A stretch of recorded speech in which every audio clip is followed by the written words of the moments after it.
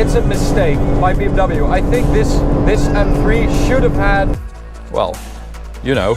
Now that's a rear end.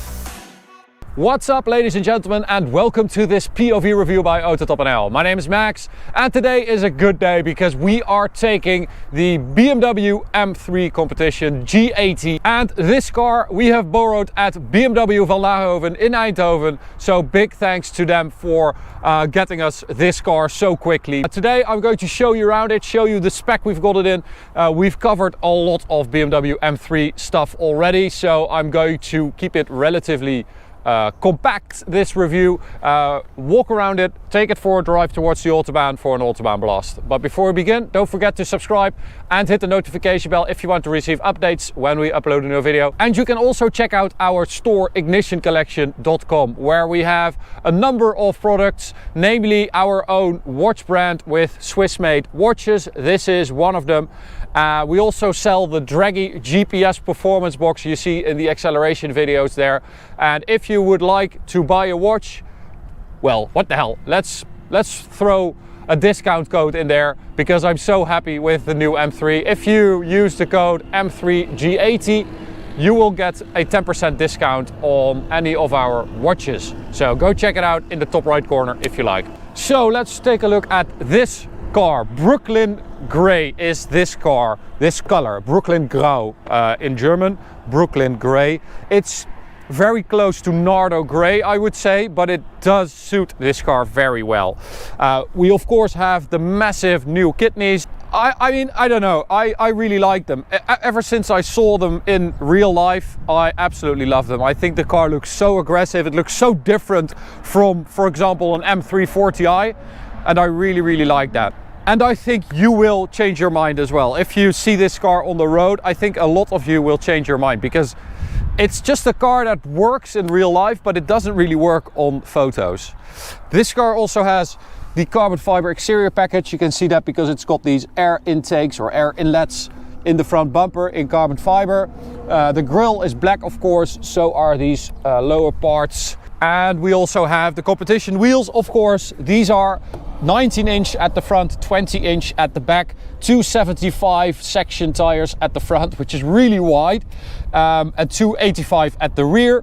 This car has the M compound brakes with the black brake calipers, as you can see. So no ceramic brakes on this car, but we'll get to that in a minute. The side blades on the M3, don't understand why this is really cheap plastic. Don't really like that. I think it should have been gloss black or probably carbon fiber with the exterior package. That would have been much cooler. M3 competition badge, Van Laarhoven Eindhoven. This car is for sale there. It's their demo car. So if you're interested in having a BMW M3 competition quickly in a great spec, go check it out.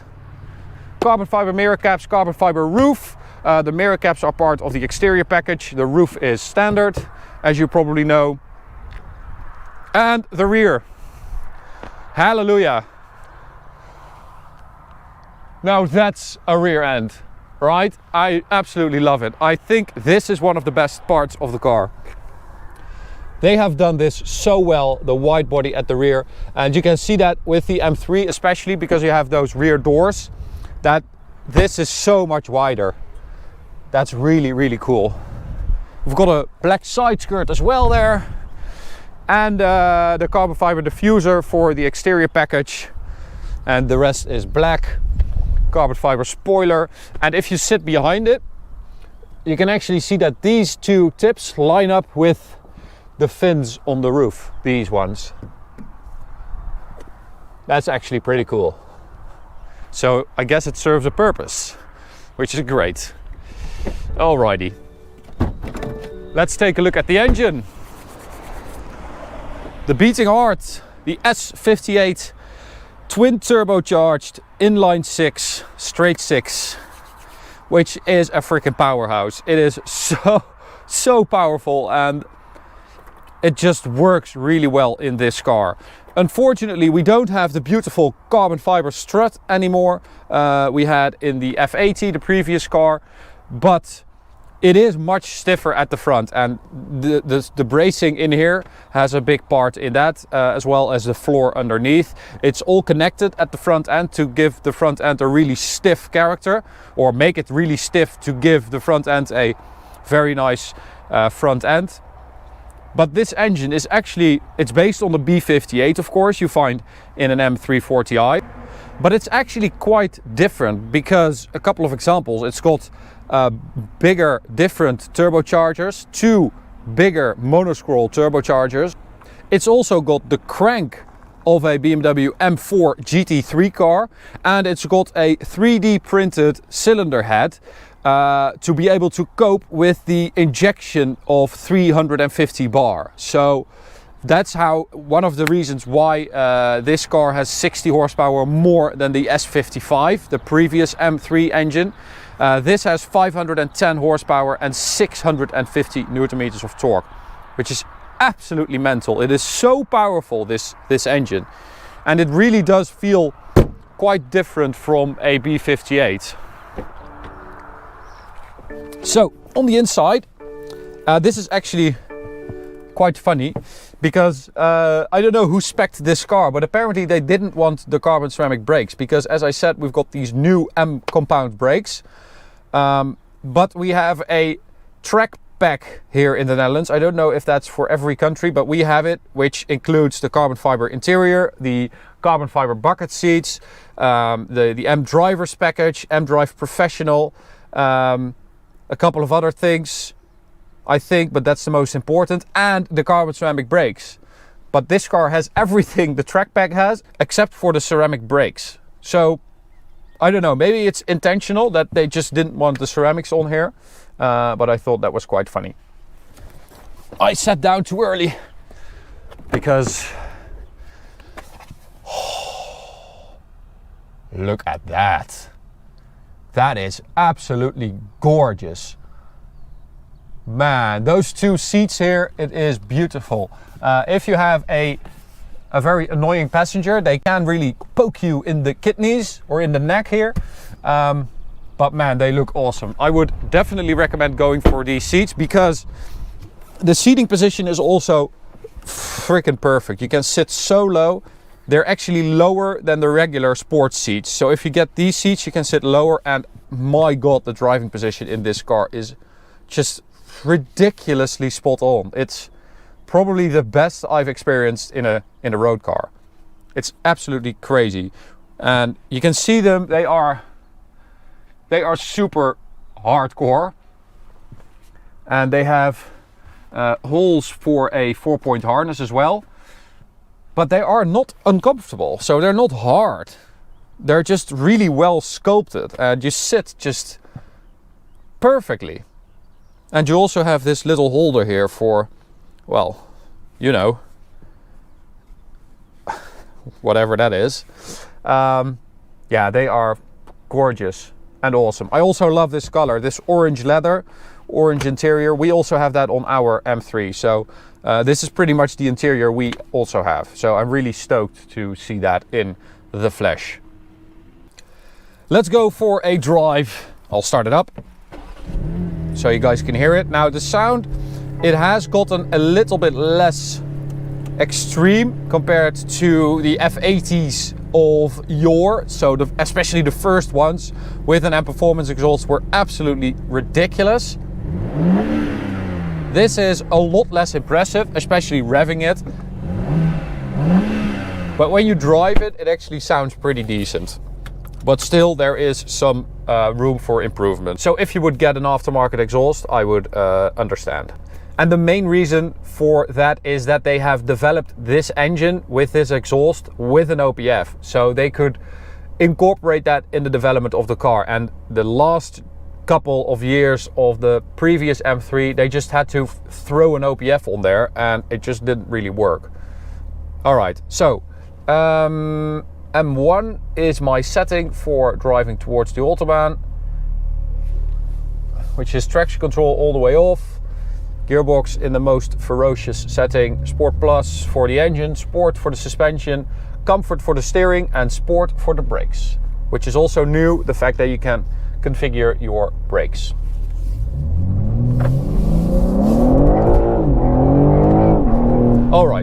Now, the moment you get into this car, throw it into a corner for the first time and accelerate out of it, you are sold on this car. I have to admit, before this car came out, I was a bit worried about the weight and about the fact that I was a bit scared it might feel like an M340i Plus, something a bit too civilized, a bit too polished. Well, there's none of that. The power feels absolutely relentless. It's aggressive. And it is ridiculously fast. It feels so freaking powerful. And the main thing, the main difference between this car and the predecessor, the F80, it feels super controlled and focused. So the power is contained really, really well. It feels like it's under pressure, like it's on edge, but it's so focused and contained that it just becomes this freaking weapon.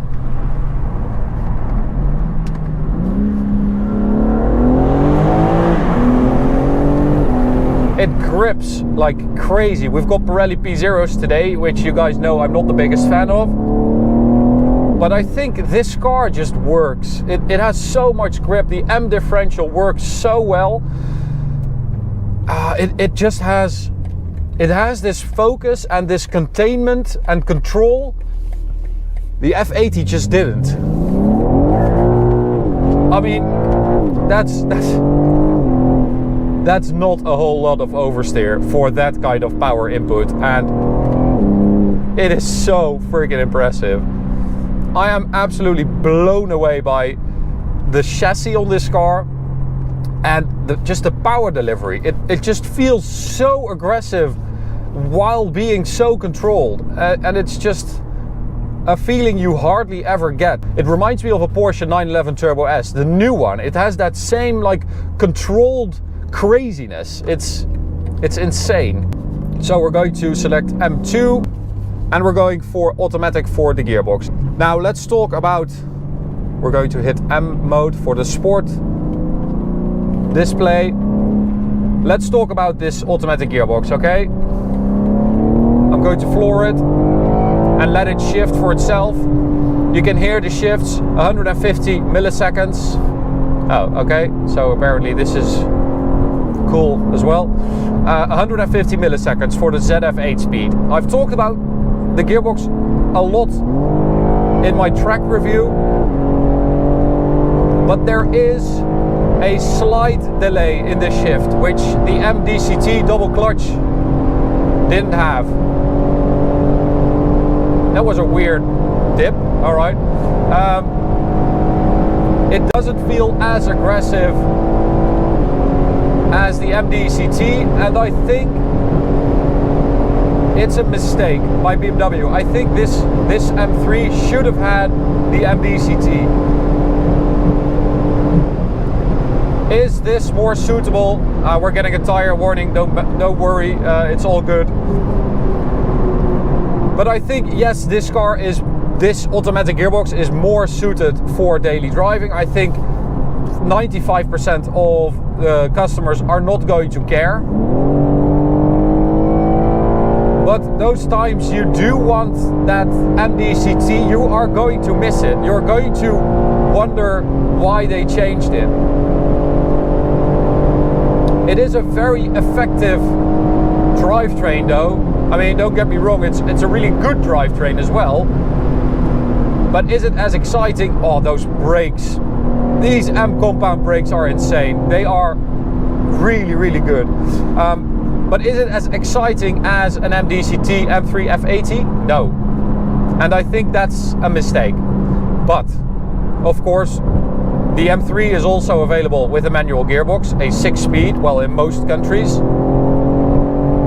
with 480 horsepower. And I think that this M3 Competition automatic and the M3 manual are going to feel like two completely different cars, and I really like that, because this, as I said, it feels like a weapon. It feels like something really effective, designed to fulfill one goal, to have one purpose, and it's incredible to drive. The way they've set up this chassis, the way the drivetrain feels, it's all incredible. But I think that the manual is going to feel like the driver's car. It's going to feel like it wants to please you. And I think that's a really important difference, and I can't wait to drive our manual, because this is such an impressive car, but I think the manual is going to be the better one, the more fun one to drive. I am wondering if we're going to miss the 100 Newton meters that is the difference between the automatic and the manual gearbox. This has 650, as I said. The manual has 550. So I'm curious to see if you're going to notice that, apart from the 30 horsepower difference, of course. Even though we've seen a couple of M3s on dynos and they have way more power than BMW claims. So I guess that's a tradition BMW won't get rid of, luckily. Okay, let's go for manual. And talk about the weight, because at over 1700 kilos dry, it is quite heavy, and it is around 150 kilos heavier than the outgoing M3 F80. Do you notice it?